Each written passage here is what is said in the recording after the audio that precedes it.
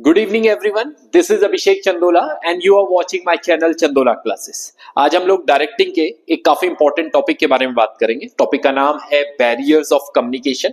Okay, अब directing के भीतर एक इंपॉर्टेंट एलिमेंट है, दैट इज कम्युनिकेशन।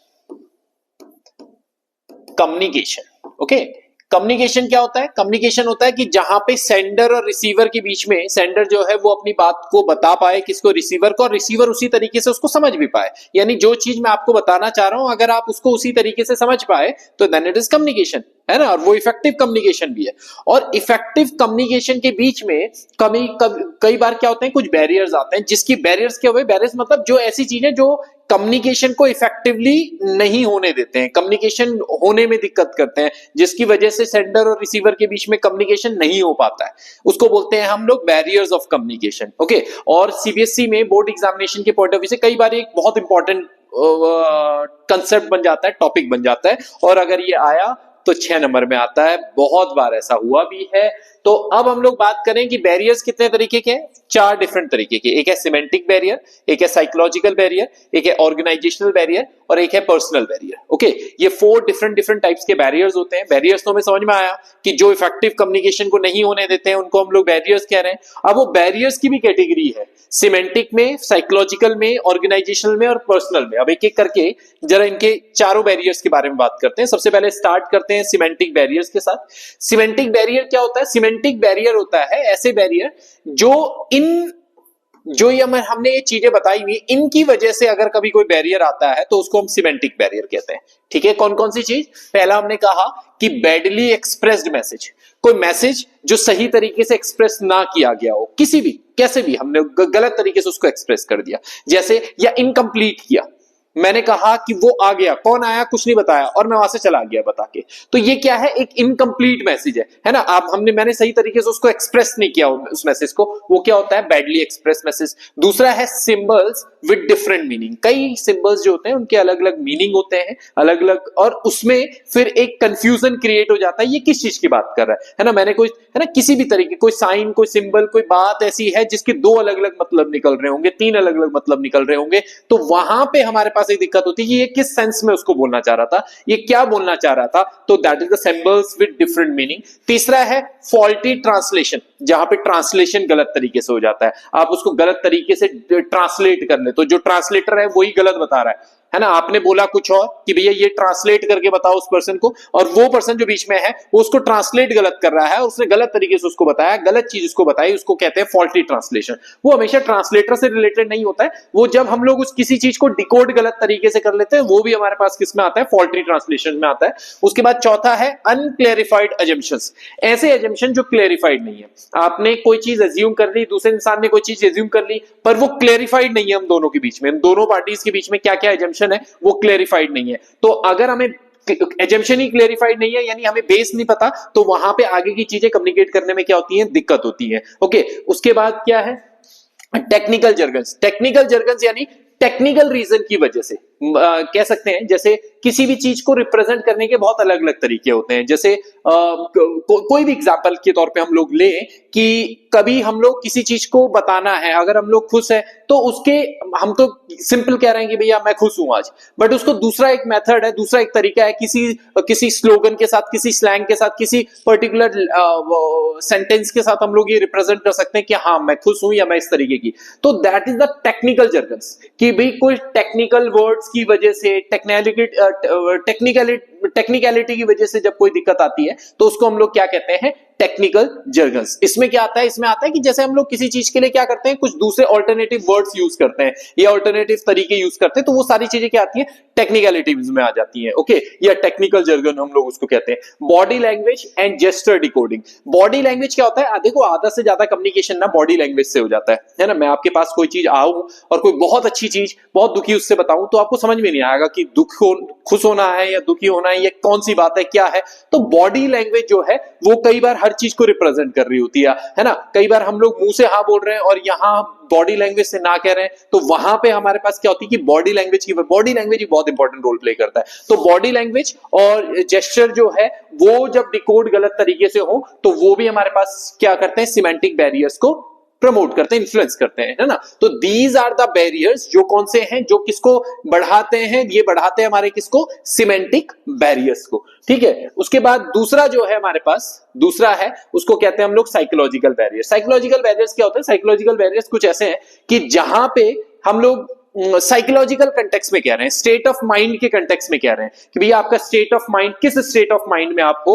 है ना, उसकी वजह से भी कई बार क्या होता है, बैरियर्स होते हैं, इफेक्टिव कम्युनिकेशन नहीं होता। अरे मैं कहीं खो रखा था, मैंने सुना नहीं, अरे मेरे को ये दिक्कत हो गई थी, मैंने इस वजह से ध्यान नहीं दिया, ये सारी चीजें जो होती है। या मैं कम्युनिकेशन इसलिए नहीं कर पा रहा हूं क्योंकि मुझे उस आदमी के ऊपर ट्रस्ट नहीं है। हो सकता है कि वो आदमी जो चीज मैं उसको बताने वाला हूं, हो सकता है उसको वो सबके सामने डिस्क्लोज कर दे, या हो सकता है कि, तो वो दीज बैरियर्स जो होते हैं, वो ये सारे बैरियर्स जो होते हैं वो किस में आते हैं, साइकोलॉजिकल बैरियर्स में आते हैं। इसमें हमारे पास क्या हो सकते हैं, जैसे कि pre mature evaluation. Pre mature evaluation यानी हम पहले ही जब किसी चीज का कंक्लूजन निकाल लेते हैं, है ना, कि आप क्या बोलने वाले हो, अब क्या होने वाला है, अरे हाँ हाँ मुझे पता है तुम यही बोलने वाले थे ना, तो बस हो सकता है कि वो आदमी कुछ और बोलने वाला हो सकता है वो कुछ और हो। तो this is called the pre mature evaluation, जहां पे हम पहले से ही क्या कर लेते हैं, इवैल्यूएशन कर लेते हैं, पहले से मान लेते हैं कि हाँ वो आदमी यही बोलने वाला था, या हम लोग पहले से कुछ फिट करके बैठे होते हैं, अब उसने कुछ भी बोला तो हमने उसको उसी वे में लिया।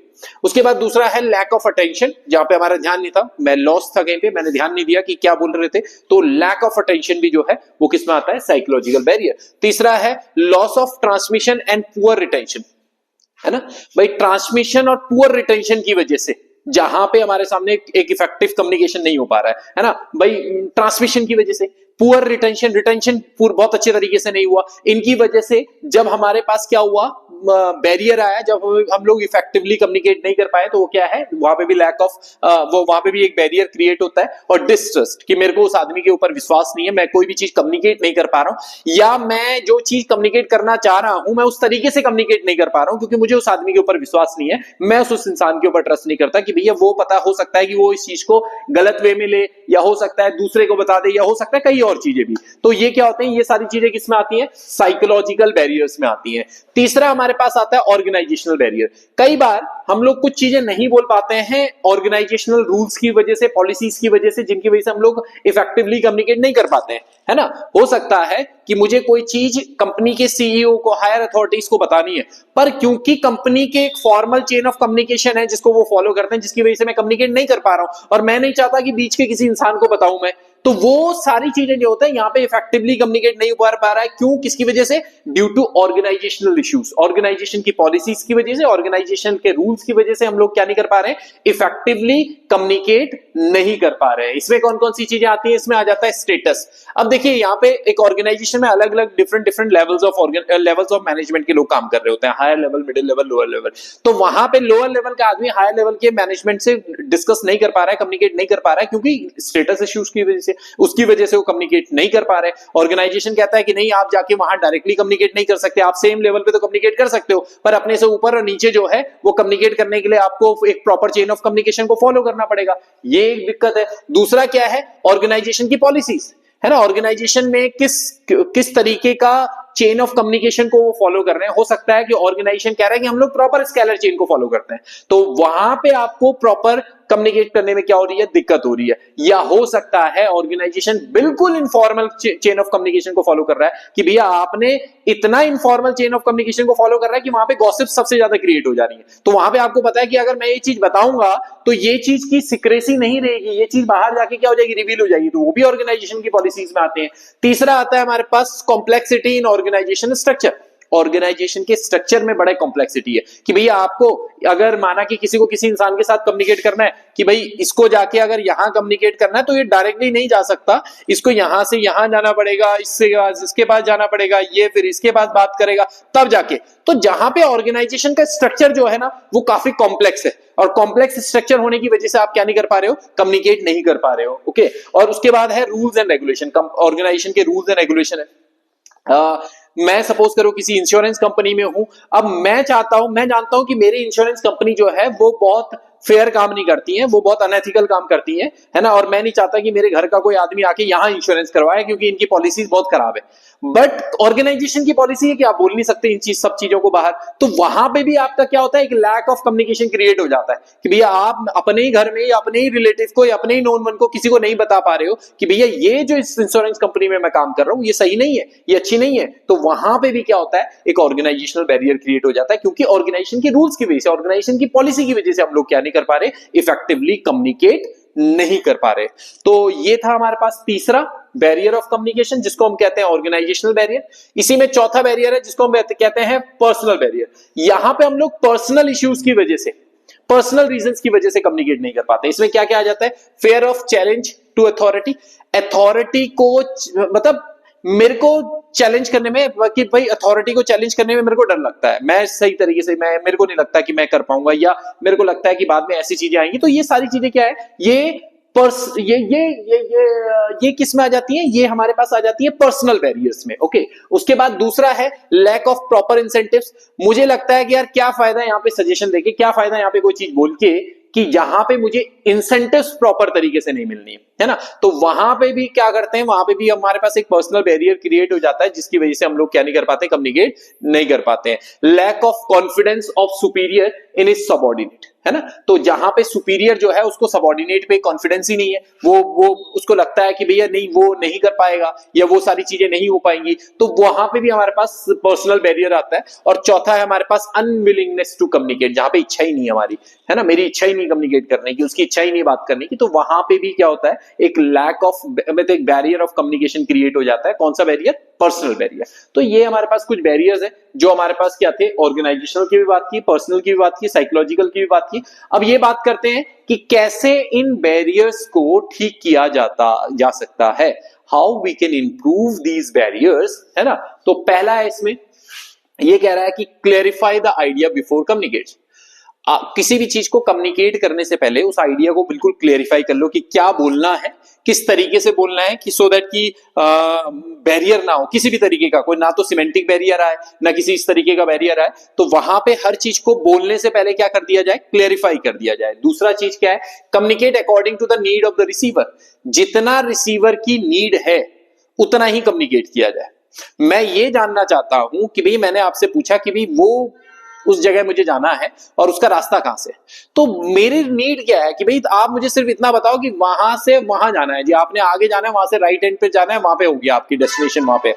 और आप इसके बदले मुझे ये बोले कि नहीं आप ये बताओ आपको किसके घर जाना है, अच्छा आपको वहां पे क्या काम है, आपको ये है, तो वो चीज नहीं होनी चाहिए। जितना रिसीवर की नीड है आप रिसीवर की नीड के अकॉर्डिंग ही कम्युनिकेट करें। तीसरा, कंसल्ट अदर बिफोर कम्युनिकेटिंग। किसी के साथ भी कंसल्ट मतलब कम्युनिकेट करने से पहले आप जरूर कंसल्ट करें कि भाई ये चीज इसी तरीके से होनी है, मतलब ये जो मैं बोल रहा हूं ये सही है, इसका यही मतलब निकल रहा है कि नहीं निकल रहा है, तो वो बहुत जरूरी है। उसके बाद चौथा है use proper language, tone and content of the message. सही लैंग्वेज को यूज किया जाए, ऐसी लैंग्वेज जो रिसीवर भी अच्छे तरीके से डिकोड कर पाए। सही टोन में कि भाई अगर आप खुश हो तो उस तरीके का टोन, दुखी हो तो उस तरीके का टोन, गुस्सा हो तो उस तरीके का टोन हो, और कंटेंट जो हो वो बहुत क्लियर हो, ताकि सामने वाले को ऐसा ना हो कि उसके कुछ और 2-3 मतलब निकल रहे हो, और भी उस जो भी चीज आप यूज कर रहे हो, जो भी लाइन आप यूज कर रहे हो उसके 2-4 मतलब और निकल रहे हो, तो वहां पे क्या होता है, वहां पे बैरियर क्रिएट हो जाता है। तो ऐसा ना हो, है ना।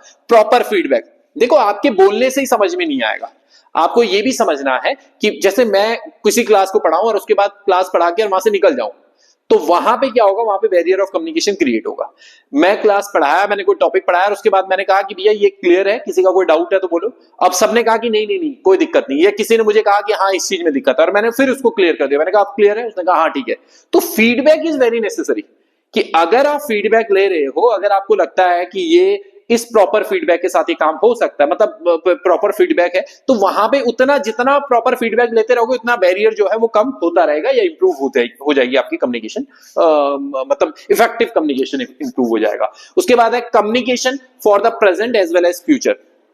आज के कंटेक्स्ट में ही सिर्फ कम्युनिकेट ना करें, आप फ्यूचर कंटेक्स्ट में भी कम्युनिकेट करें, यानी कोई भी चीज हो वो अलाइंड हो आज के कंटेक्स्ट में भी और फ्यूचर के कंटेक्स्ट में भी। ओके, सिर्फ प्रेजेंट कंटेक्स्ट में हम लोग कम्युनिकेट ना कर रहे हो।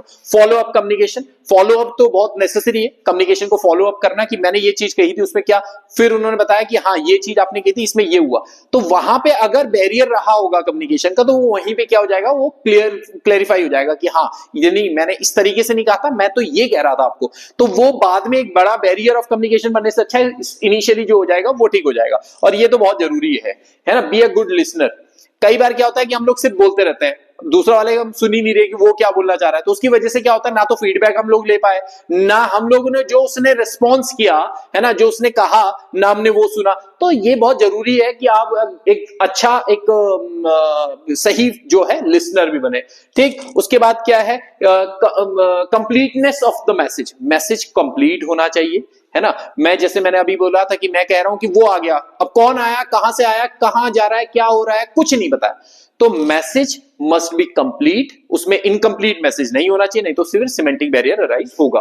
Okay, open mind, open mind यानी आप जो भी चीज कम्युनिकेट कर रहे हो वो ओपन माइंड के साथ कम्युनिकेट करें, मतलब खुले मन के साथ कम्युनिकेट करें, ताकि जितना, अब देखो जितना आप ओपन माइंड के साथ कम्युनिकेट नहीं करेंगे तो वहां पे क्या होगी, वहां पे बायसनेस आएगी बोलने पे, दूसरी चीज क्या होगी, डिप्लोमेसी हो जाएगी, तो वहां पे क्या होगा, सही तरीके से कम्युनिकेट नहीं हो पाएगा। ओके, तो ये बहुत जरूरी है कि ओपन माइंड के साथ कम्युनिकेट करें। ओके, तो ये हमारे पास कुछ चीजें थी जहां पे हम लोगों ने कहा, हमने आज की वीडियो में डिस्कस किया कि बैरियर्स कौन कौन से हैं, क्या ऑर्गेनाइजेशनल बैरियर्स क्या है, पर्सनल बैरियर्स क्या है, या फिर सिमेंटिक बैरियर क्या है, या फिर आपका साइकोलॉजिकल बैरियर्स क्या है। ये चारों बैरियर्स के बारे में हम लोगों ने डिस्कशन किया, और कैसे इन बैरियर्स को ठीक किया जा सकता है, कैसे इन बैरियर्स को इंप्रूव किया, मतलब अगर ये बैरियर्स होते हैं तो इनको इंप्रूव करने के लिए, है ना, कम्युनिकेशन इफेक्टिव बैरियर्स को प्रमोट करने के लिए किस तरीके, कौन कौन से स्टेप्स हम लोग ले सकते हैं, क्या चीजें कर सकते हैं जिससे हमारा कम्युनिकेशन जो हो वो इंप्रूव हो और हम लोग इफेक्टिवली कम्युनिकेट कर पाए विदाउट एनी